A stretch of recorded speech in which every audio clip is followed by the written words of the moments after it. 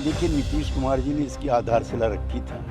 जब आधारशिला खिसक जाती है तो सारा महल ताश के पत्तों की तरह से बिखर जाता है। कांग्रेस पार्टी अपने विधायकों को हैदराबाद में कैद में रखे हुए है और तेजस्वी यादव के आवास को एक बाड़ा बना दिया गया है जिसमें आरजेडी के विधायक रह रहे हैं। इसी से साबित होता है कि दोनों खेमों में किस तरह से अनिश्चितता का वातावरण। देखिए, जिस प्रकार का भय और असुरक्षा का वातावरण कांग्रेस पार्टी और आरजेडी के खेमे में है, उससे स्पष्ट है कि 12 तारीख के शक्ति परीक्षण में हम लोग विजयी होंगे। कांग्रेस पार्टी अपने विधायकों को हैदराबाद में कैद में रखे हुए है और तेजस्वी यादव के आवास को एक बाड़ा बना दिया गया है जिसमें आरजेडी के विधायक रह रहे हैं। इसी से साबित होता है कि दोनों खेमों में किस तरह से अनिश्चितता का वातावरण। लेकिन जो आप गठबंधन बीजेपी पर लगाती रही है, क्या आपको लगता है कि पहली बार गठबंधन खास करके आरजेडी कांग्रेस भी उसी क्रियाकलाप को करने में आगे बढ़ती दिखाई दे रही है, मतलब जेडीयू के विधायकों को तोड़ने की कोई कोशिश हो रही है? देखिए, ये चर्चा और प्रचार कई बार हुआ है। नीतीश कुमार कोई धन के बल पर नहीं, अपनी साख के बल पर राजनीति करते आए हैं, लिहाजा कभी कोई विभाजन उनके दल में नहीं हुआ है। इस बार भी उनके विरोधियों को निराशा हाथ लगी। प्रमोद कृष्णन जब चुनाव पार्टियां अपने नेताओं को और नजदीक लाती है, जोड़ती है, कुनबा बढ़ाता है, ऐसे में उन्हें पार्टी से 6 साल के लिए हटाया गया। उधर महाराष्ट्र में आप देखिए, बाबा सिद्दीकी पार्टी छोड़कर एनसीपी चले गए अजीत पवार वाले गुट में।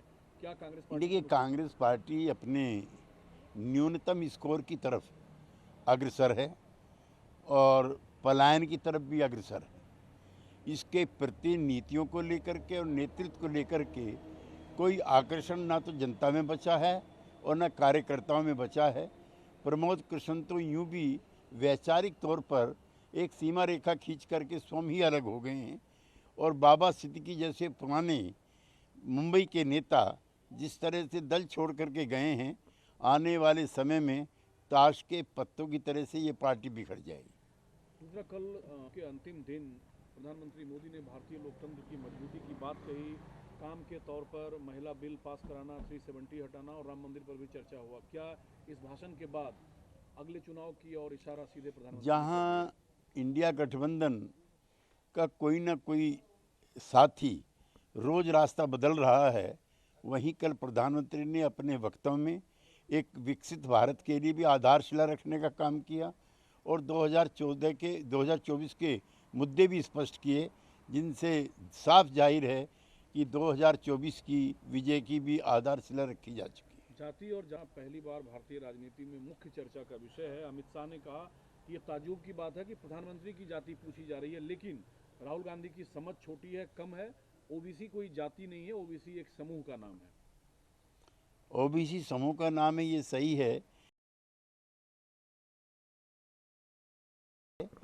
इस अमृत महोत्सव के अवसर पर सभी जो वीकर सेक्शन के लोग हैं, उनको ये जानने का अधिकार है कि पिछले 75 वर्षों में उनका कितना इकोनॉमिक और सोशल अपलिफ्टमेंट हुआ है। हालांकि नीतीश जी के जोड़ने के बाद से गठबंधन औधे मुंह गिरी हुई है। इस बीच जब केजरीवाल साहब पंजाब की जनता से आम आदमी पार्टी को सभी 14 सीट जिताने का आशीर्वाद मांगते हैं, तो क्या माना जाए, गठबंधन में रह के गठबंधन के लिए बगावत वो कर रहे हैं? देखिए, नीतीश कुमार जी ने इसकी आधारशिला रखी थी। जब आधारशिला खिसक जाती है तो सारा महल ताश के पत्तों की तरह से बिखर जाता है। उसके बाद आरएलडी अलग हुई, उसके बाद अपना दल ने अलग रास्ता अपनाया।